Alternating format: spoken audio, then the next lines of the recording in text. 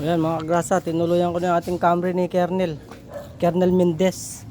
Ayan, binaba ko yung makina kasi malagotok yung piston na number 4, tapos makunat na siya ikutin. So tinuluyan na natin mga kagrasa, kaya basic lang. Milo! Oo. Ayan mga kagrasa, pinaka-test ko yung chain red, tapos yung ating black. Kasintayin na natin nang matapos na itong problema. Kernel Mendez. Dito ko nalagay mga parts. Ayan lahat. Ayan, basic lang yan. Ayan. Ang cause of death nito mga kagrasa, ito. Yan. Basag ang ating radiator. Naubos. Kaya tumirik. Hindi na umandar. Gubirit. Napekto ang pati black.